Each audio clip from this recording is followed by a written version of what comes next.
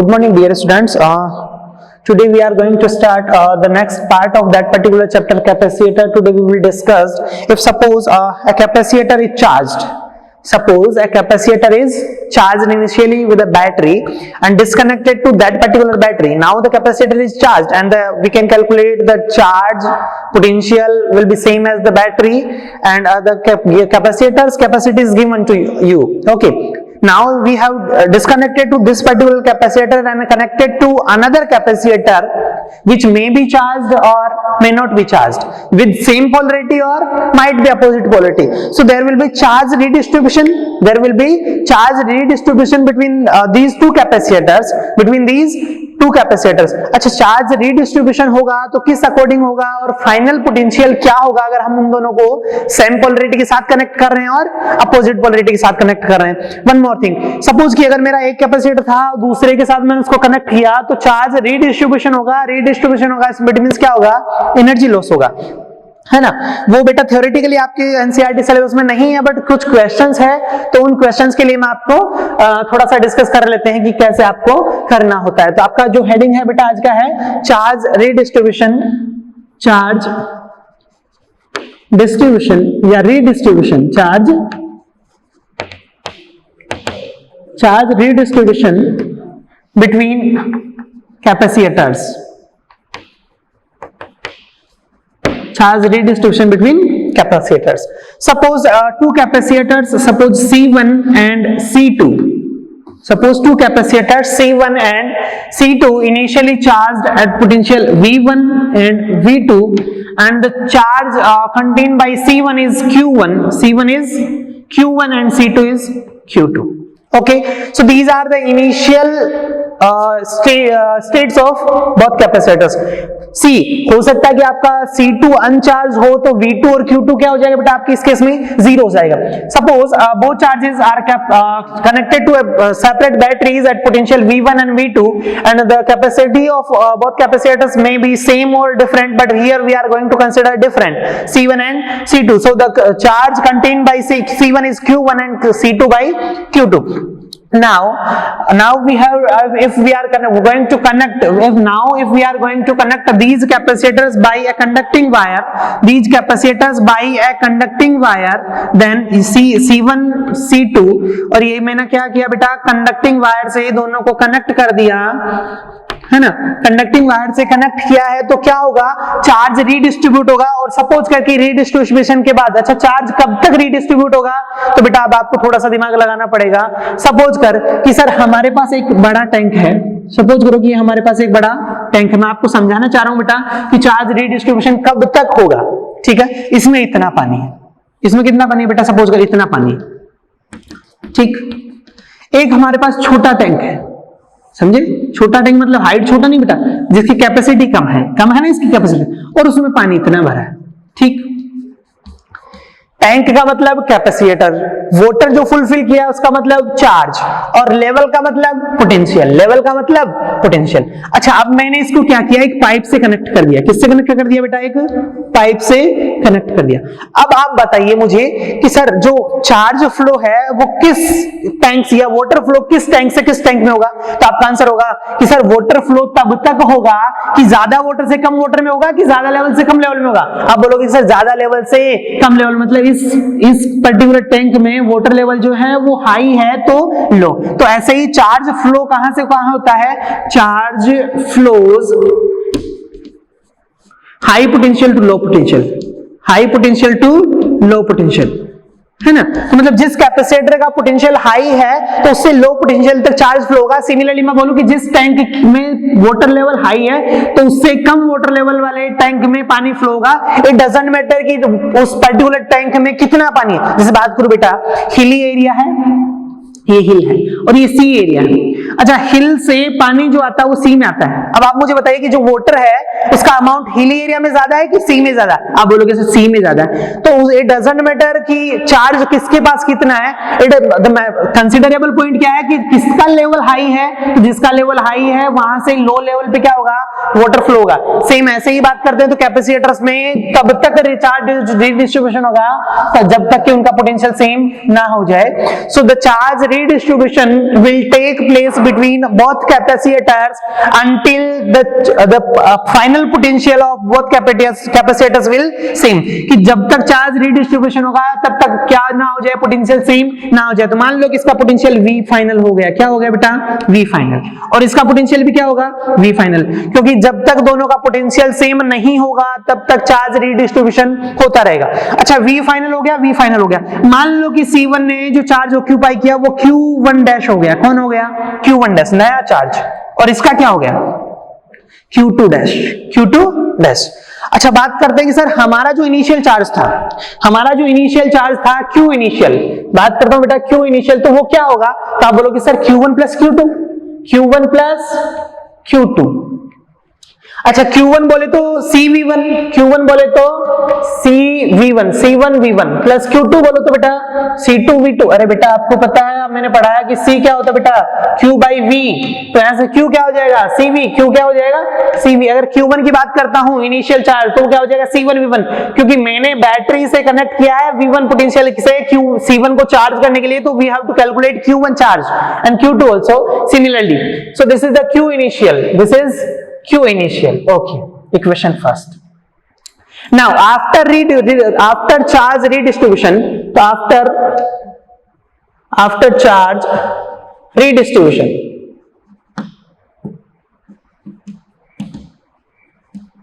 after charge redistribution, suppose the charge on C1 is Q1 dash and charge on C2 is Q2 dash, and the final potential of both capacitors is same. The final potential of both capacitors is same, but we know Q final will be Q1 dash C1 plus Q2 dash C2, Q2 dash C2।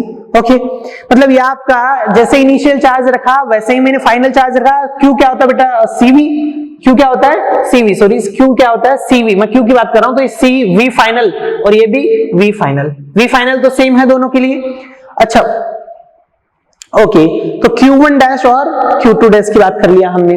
अच्छा, ये equation में बात करूं तो ये equation हो गया बेटा मेरा कि जो Q initial plus Q final, अगर बेटा मैं इसी को थोड़ा सा ऐसा लिखूं कि Q जो है वो क्या हो जाएगा, Q1 dash plus Q2 dash, Q2 dash. अच्छा, Q1 डैश क्या हो जाएगा, तो आप बोलोगे सर C1V1, तो C1V final plus C2V final, C2V final, ये आपका आ गया Q फाइनल, Q फाइनल। अच्छा, but as I told you in earlier in the very first chapter, conservation of charge, conservation of charge, it means if suppose there are two objects having charge Q initial, suppose charge Q initial Q1 and Q2, the net charge of system is Q1 Q2. If we are going to interact these two bodies, then the final charge after interaction will be same. It means according to conservation of charge, the charge of that particular system before interaction will always same the charge of the system after interaction. It means by conservation of charge,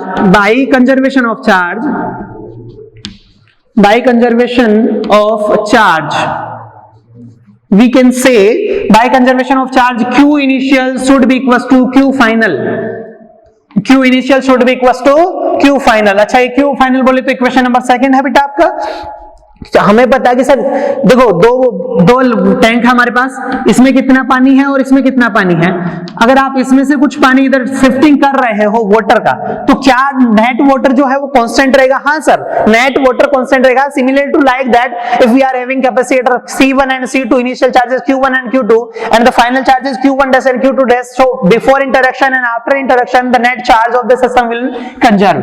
Okay, so by simplifying these, Q initial should be equals to Q final, Q initial should be equals to Q final, so Q1 dash it is Q final which is C1 V final।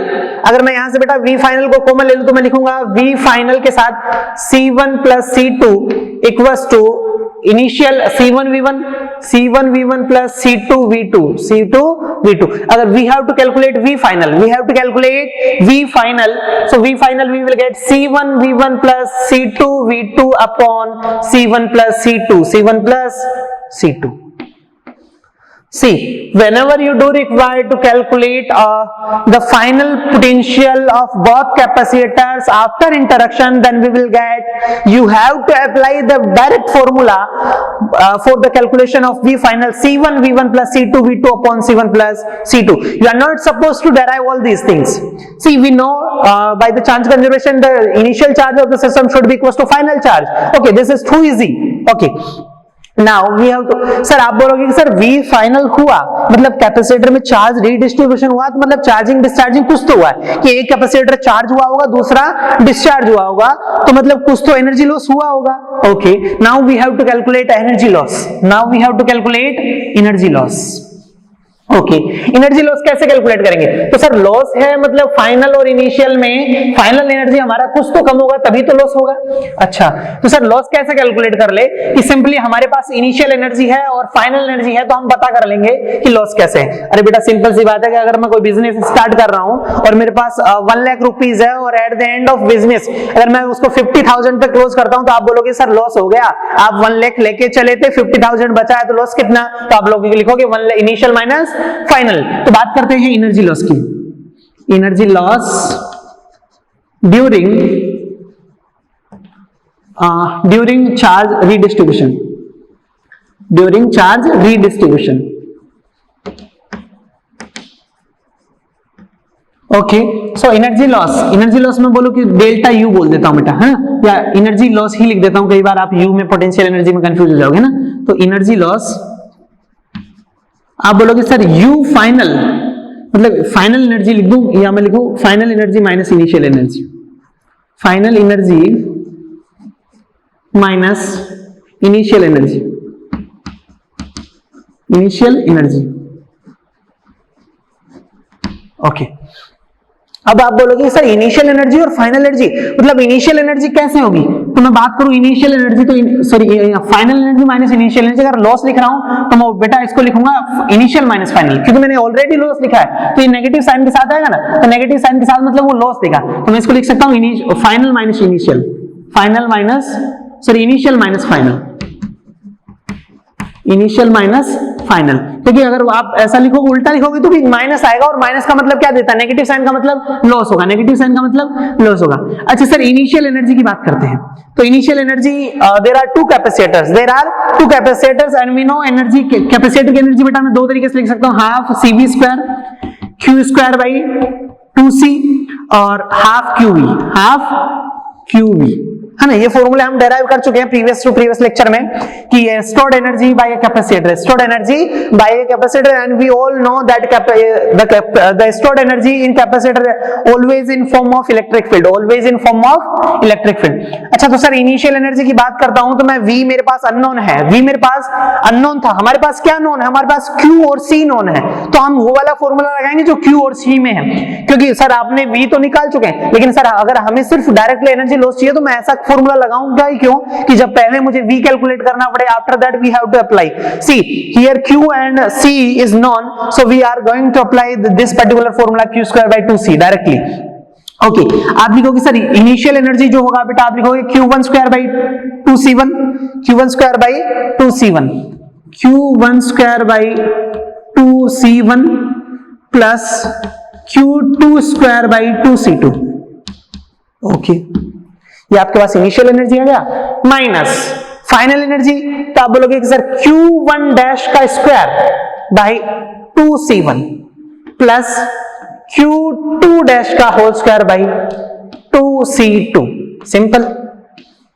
अब LCM लेंगे हम इनको solve करेंगे, LCM लेंगे हम इनको solve करेंगे, then we will get energy loss. We will get energy loss. मैं आपको डायरेक्टली लिखता हूं बेटा, आप सॉल्व करना. एनर्जी लॉस जो आता है बेटा वो आता है यहां से half C1 C2 upon C1 plus C2 V1 minus V2 का whole square. V1 minus V2 का होल स्क्वायर. अब सुनो, ये आपके पास एनर्जी लॉस का फॉर्मूला है. सिंपली मैं बोलता हूं आपने कुछ नहीं करना बेटा, आपने कैपेसिटर की इनिशियल एनर्जी निकालनी है, सिस्टम की फाइनल एनर्जी निकालनी है, डिफरेंस लिख लेना। क्योंकि फॉर्मूले में जाते हैं तो सर आपको टर्म्स दिख रहा है बेटा C1 V1 C2 V2, इसलिए आपको थोड़ा सा टफ लग रहा होगा, लेकिन एक्चुअल में क्या होगा कि Q का वैल्यू देगा 1 कूलम 2 कूलम 3 कूलम जो भी देगा, क्या C1 वैल्यू देगा मान लो 50 माइक्रोफैराड और C2 दे दिया 30 माइक्रोफैराड, तो आपको डायरेक्ट वैल्यू लिखोगे, न्यूमेरिक वैल्यूज के साथ ही क्या हो जाएगा, इजी हो जाएगा। अच्छा सर ये किस केस में था कि आपने सर कैपेसिटर जो है हम अगर अपोजिट पोलरिटी के साथ कनेक्ट कर रहे हैं कि सेम पोलरिटी के साथ, तो ये किस केस में था बेटा, सेम पोलरिटी के साथ। किसके साथ था, सेम पोलरिटी के साथ।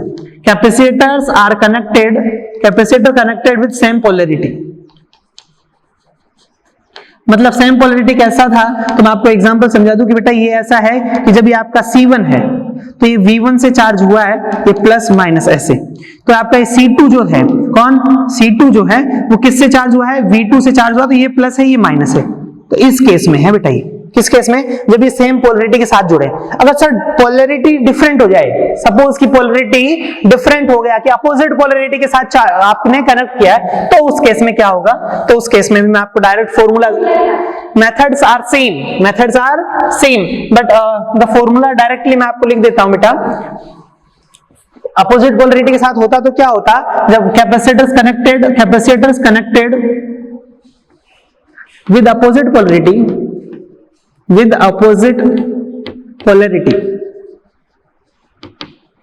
suppose capacitors are connected with opposite polarity like this, suppose this is the capacitor C1 charged at potential V1, okay, the capacitor C2 is charged at potential V2 but negative polarity के साथ। देखो बेटा ये positive इसके दूसरे capacitor के negative के साथ जुड़ा है ना। पहले वाले केस में जो व्यू फॉर्मूले आए थे कि V final is C1 V1 plus C2 V2 upon C1 C2, वो वाला फॉर्मूला क्या था बेटा आपका, C1 plus C2, वो वाला फॉर्मूला था आपका सेम पोलरिटी के साथ। जब अपोजिट पोलरिटी के साथ कनेक्ट होगा तो कुछ चार्ज रीडिस्ट्रीब्यूशन होगा, तो इसके लिए V फाइनल जो आएगा कि एक सर्टेन टाइम के बाद ये चार्ज डिस्ट्रीब्यूशन होगा, डिस्ट्रीब्यूशन के बाद सपोज करके चार्ज Q1 हो रही है Q2, ये वाला प्लस है तो ये माइनस है ना, और ये माइनस है तो ये प्लस है, तो ये किसके चार्ज हो जाएगा, Q2 चार्ज हो जाएगा। तो अपोजिट पोलरिटी के साथ जो V फाइनल आता है बेटा वो आपका आता है C1 V1 minus C2 V2 upon C1 plus C2, C1 V1 minus C2 V2 upon C1 plus C2, ये फॉर्मूला आता है बेटा अपोजिट पोलरिटी के साथ।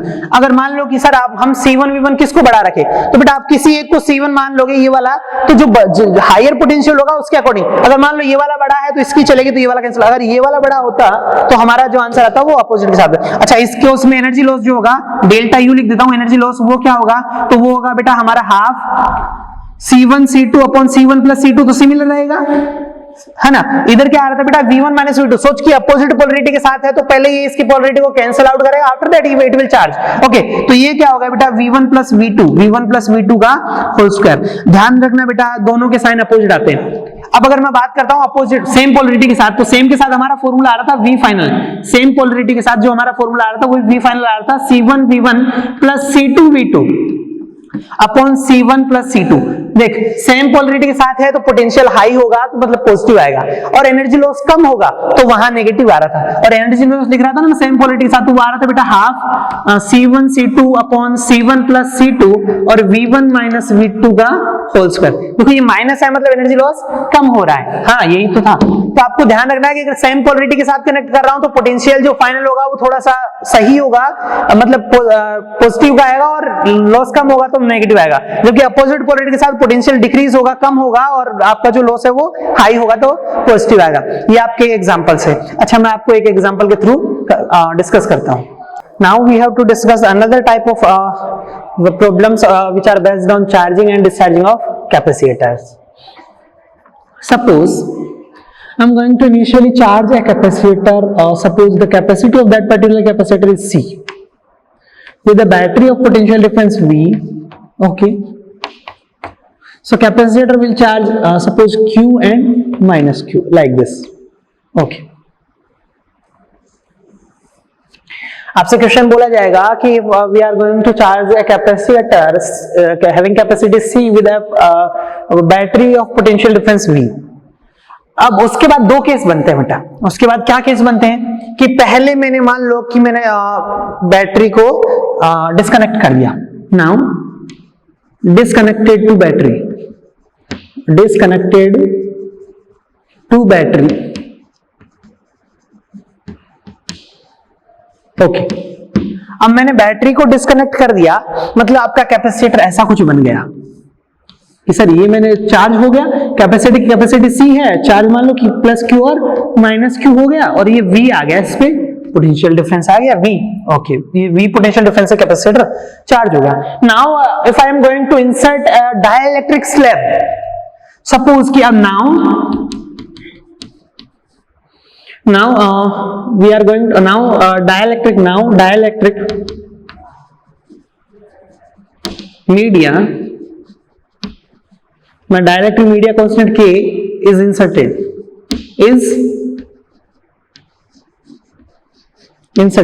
ओके। अगर इस कैपेसिटर में अब मैं डाइलेक्ट्रिक मीडिया इंसर्ट कर रहा हूं, सोचना, ध्यान रखना कि अगर मैं इस कैपेसिटर में, ये कैपेसिटर था, ठीक, इसमें अगर मैं डाइलेक्ट्रिक मीडिया इंसर्ट करवा दिया, क्या करवा दिया, डाइलेक्ट्रिक मीडिया इंसर्ट करवाया, के जिसका डाइलेक्ट्रिक कांस्टेंट है, तो आप बोलोगे कि अब बताओ बेटा इसकी कैपेसिटी चेंज हुई कि नहीं हुई, कि क्यू चेंज हुआ कि नहीं हुआ, कि वी चेंज हुआ कि नहीं हुआ। See there are three parameters, C Q and V, okay. But we all know that if we are going to insert a dielectric slab having dielectric constant K, then the capacity C nu will be increased K times of C old. मतलब अगर ये ऐसा case हुआ कि आपका जो dielectric slab जो है तो उसका कैपेसिटी क्या होगा, तो आप बोलोगे सर कैपेसिटी तो इंक्रीज होगा। Whenever we are going to insert a dielectric media between capacitor plates और in capacitor as a media, then the capacity of that particular capacitor always increases, capacity of that particular capacitor always increases, okay.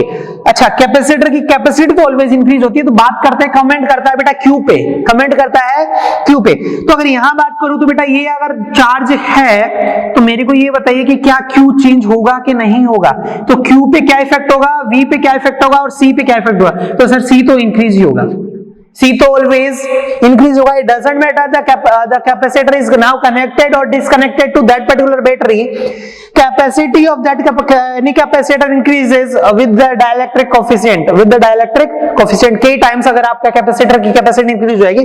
बात करते हैं Q पे, तो sir Q जो होगा वो no change रहेगा, क्या होगा, नो चेंज होगा। क्यों नो चेंज होगा कि सर कैपेसिटी की कैपेसिटी बढ़ी, तो मैं बात करता हूं सी क्या होता है बेटा, क्यू बाई वी, सी क्या होता है, क्यू बाई वी। अगर सी बढ़ रहा है, क्या बढ़ रहा है, सी बढ़ रहा है, कैपेसिटर की कैपेसिटी बढ़ रही है, बट सर हमारा क्यू जो है वो चार्ज फ्लो होने के लिए सर्किट कंप्लीट होना चाहिए, and here the capacitor is disconnected to battery, so there is no path available to transfer of charge. मतलब यहां अगर कैपेसिटर को बैटरी से डिस्कनेक्ट कर दिया और कैपेसिटी तो इंक्रीज हो रही है, तो एक्सेस चार्ज को फ्लो होने के लिए, अच्छा कैपेसिटी इंक्रीज हो रही है, और तो यहां क्या होगा कि चार्ज में कोई चेंज नहीं आया, क्योंकि चार्ज फ्लो ही नहीं हो सकता, क्योंकि अगर मान लो ये कनेक्टेड सर्किट कंप्लीट होता तो चार्ज मे बी इंक्रीज और decrease, but here the capacitor is disconnected to battery, और we can say there is no path available to flow of charge, so we can say charge no change.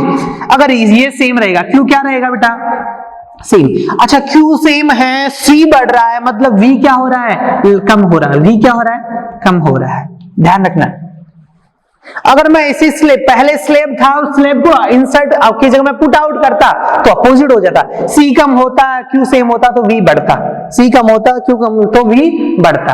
अच्छा, बात करते हैं second case कि suppose कर कि battery connected है, उस केस में अगर मैं इंसर्ट करवा रहा हूं, सपोज बैटरी इज कनेक्टेड, अगर इसी केस में, सेम केस में मैं इंसर्ट करवा रहा हूं के डाइलेक्ट्रिक मटेरियल स्लेब, ओके, तो क्या होगा, अगर सर ये डिस्कनेक्टेड टू बैटरी है and we are going to insert a dielectric slab in a charge capacitor, so Q will be same, Q will remain same, why same, because there is no path available to flow of charge, That's why we can say Q same but C always increases. So we have to decrease. मतलब the potential difference of that particular capacitor decreases. Suppose connected to battery. इसी case में अगर मैं K insert करवाता हूं, अगर मान लो ये एक स्लैब है, ये सपोज करके एक स्लैब है जिसको मैं कनेक्टेड केस में ही क्या करवा रहा हूं, इंसर्ट करवा रहा हूं. K डाइलेक्ट्रिक मीडिया है तो उसको मैंने क्या करवाया, इसमें इंसर्ट करवाया. ओके, आप बोलोगे कि सर इंसर्ट करवा रहे तो C जो होती है वो क्या होती है बेटा, Q बाई V. और C नया जो होगा वो क्या होगा, इंक्रीज होगा. कैसे, K times of C, K times of C old से. ठीक है, K times of C old से अगर ये इंक्रीज होगा, कैपेसिटर का कैपेसिटी इंक्रीज होगा, तो आप बोलोगे सर कैपेसिटर का कैपेसिटी इंक्रीज होगा तो बट V तो सेम ही रहेगा.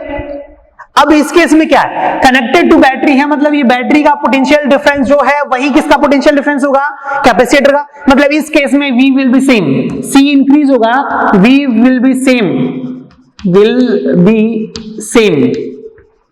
मतलब इस बार क्या होगा, इस बार V सेम हुआ.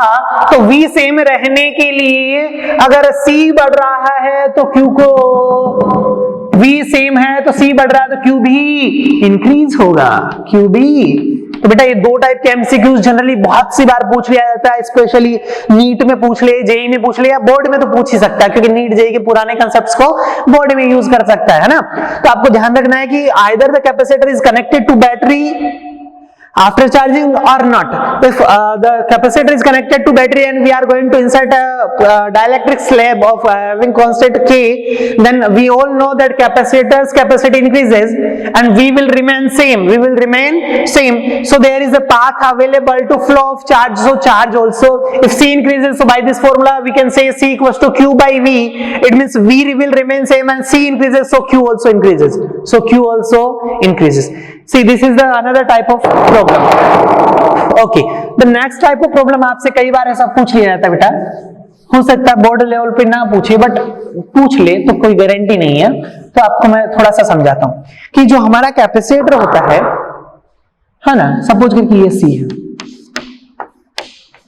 ये Q है, ये पॉजिटिव Q है, तो ये नेगेटिव Q है. हम लिखते हैं कि C equals to Q by V. C equals to Q by V. What do you mean by Q? आप बोलते हैं Q here, Q charge on the inner surface, on the inner side of positive plate. अच्छा, generally ऐसा बोलते हैं, ऐसा बोलते. मान लो कि आपको एग्जांपल में कुछ ऐसा आ जाए, क्वेश्चन आपको मान लो कि ऐसा कुछ क्वेश्चन आ गया, 5Q और Q और कैपेसिटर की कैपेसिटी C, आपको V बताना बेटा. अब सोचो सर यहां तो दोनों प्लेट ही पॉजिटिव है, तो सर हाँ इस केस में तो हम लोग बोल रहे थे कि Q जो है C इक्वल्स टू QV या V इक्वल्स टू क्या हो गया, Q by C. V equals to Q by C, where is the Q is the charge on the inner surface of positive plate, or inner side of the positive plate. But here both plates are positive, and we all know that in a capacitor parallel plate combination, the inner side of one plate is positive whereas the other is negative. अच्छा, तो यहां इस case में हम क्या करेंगे, तो बेटे थोड़ा सा ध्यान रखना, क्वेश्चन है क्या करना होता है कि हमें क्या करना है, इस कैपेसिटर के चार्ज को कुछ इस प्रकार से डिस्ट्रीब्यूट करना है कि मैंने जो किया तो 5 प्लस Q कितना हो गया बेटा, 6Q हो गया. आपको लॉजिक सिखा रहा हूं बेटा इस टाइप के क्वेश्चन सॉल्व करने का. 5Q प्लस Q कितना हो गया बेटा, 6Q को हाफ करके यहां रख दो आउटसाइड में. कहां रख दो, आउटसाइड. तो 5Q प्लस Q कितना हो गया, 6Q का हाफ करूंगा बेटा, जरूरी नहीं है प्लस हो सकता है ये माइनस हो सकता है ये माइनस Q हो, तो भी आपको वैसा ही करना है क्योंकि चार्ज क्या होना चाहिए, बोथ सरफेस पे चार्ज सेम होना चाहिए, अपोजिट पोलरिटी के साथ होना चाहिए, तो हम जनरली ये लगा सकते हैं. तो जनरली हम, बट मान लो कि चार्ज डिफरेंट है और मान लो नेचर सेम है या नेचर भी डिफरेंट है, तो भी अगर चार्ज डिफरेंट है तो भी हमें ये केस अपनाना पड़ेगा. आपको क्या करना है, तो आप लिखोगे इधर 3Q. कितना लिखोगे, 3Q. अच्छा, रिमेनिंग कितना, टोटल कितना होना चाहिए, 5Q, तो आप लिखोगे 2Q. कितना लिखोगे बेटा, 2Q इनर साइड में. तो यहां क्या लिखोगे, -2Q. क्या लिखोगे, -2Q. है ना। तो यहां लिखोगे -2q, तो ये कितना हो जाएगा बेटा 3q। देख सम करके देखिए कितना हो रहा है 5q, और ये कितना हो रहा है, ये कितना हो रहा है q, सही मारा ना पुराने वाले चिन्ह। तो आपको क्या करना है कि दोनों चार्ज को ऐड करना है, ऐड करने के बाद जो हाफ आएगा उसको आउटसाइड रखना है, तो रिमेनिंग इनसाइड होगा। तो ये अगर 2q है तो ये -2q होगा, तो ये कैपेसिटर बना, तो ये क्या बन गया, कैपेसिटर बन गया। तो अब हम बोल सकते हैं कि हम जो C = या V = Q by C, V = Q by C, तो Q का वैल्यू कितना है बेटा, यहाँ 2q है, Q का वैल्यू कितना होगा 2q होगा इस पर्टिकुलर केस में, ना कि 5q या q, या कोई बोले कि हम तो एवरेज लिख के 3q लिख दे, तो वो भी गलत होगा बेटा। ध्यान रखना कि अगर आप जनरली, आप मैं बोलता हूं 99% आपके बोर्ड में 99.9% बोर्ड में ऐसे क्वेश्चन नहीं पूछे जाते, बट अगर नीट जेईई में ऐसे कंसेप्चुअल क्वेश्चन आता है तो आपको ध्यान रखना है कि q जो है वो एज इट इज हम नहीं लिख सकते, सेम पोलरिटी हो, अपोजिट हो। If we are getting the opposite charges, same charges हो तो कोई दिक्कत नहीं, ये रख देंगे हम, सेम चार्ज और सेम अपोजिट नेचर है। तो अगर मान लो चार्ज डिफरेंट है, नेचर कुछ भी हो, तो हमें क्या करना पड़ेगा, हमें ऐसा कुछ करना पड़ेगा कि हम जो है नेट चार्ज का हाफ करके हम क्या करेंगे, आउटसाइड रखेंगे जो जो ग्रेटर चार्ज है उस प्लेट पे, तो रिमेनिंग को इनसाइड रखेंगे। तो ये क्या हो जाएगा माइनस, ये 6q हो गया, 6q का हाफ 3q हो गया, तो रिमेनिंग कितना है 5q बनाने के लिए 2q, तो इनर साइड इधर +2q, इधर ये कौन है बेटा +2q है, तो ये कौन हो जाएगा -2q, तो ये -2q है, तो ओवरऑल कितना चाहिए था मुझे, q चाहिए था, तो उसके लिए 3q। ठीक है, तो यहां मैं q V = Q by C रखूंगा, तो q क्या रखूंगा बेटा 2q रखूंगा। ठीक है ना, तो एक नया लॉजिक का क्वेश्चन है ये, क्या एक नया लॉजिकल क्वेश्चन है ना। अब नेक्स्ट लेक्चर में हम लोग डिस्कस करेंगे चैप्टर 1 और 2 दोनों के क्वेश्चंस, चैप्टर 1 और 2 दोनों के क्वेश्चन। चलो मैं आपको थोड़ा सा दे देता हूं, टाइम देता हूं कि हम नेक्स्ट चैप्टर में पहले हम 2nd चैप्टर के क्वेश्चंस करेंगे जो अभी रिसेंटली पढ़ा है ना। आई होप कि आप लोग सब सॉल्व करके आएंगे। मैं आपको सिर्फ हिंट दूंगा कि by which method we have to calculate that particular, we have to solve that particular question. Okay, आपको सॉल्व करना है कि क्या करना है पहले क्वेश्चन को बेटा, whenever we are going to solve any numerical in physics then we have to we have to capable to read that particular question। Read करने का मतलब ये नहीं कि हमने सिर्फ क्वेश्चन पढ़ लिया ना, आपको राइट डाउन करना है कि what is the given in question, what we have to calculate and what is the relationship between given and required, given and required, and what are the possible ways to calculate this particular which is asking in question। तो आपको question पढ़ने का मतलब है कि given क्या है और आपसे पूछा क्या है, वो दोनों आपको पढ़ना आना चाहिए क्वेश्चन में। ओके, नेक्स्ट लेक्चर में हम डिस्कस करेंगे इसके क्वेश्चंस और न्यूमेरिकल्स और ऑल। Thank you.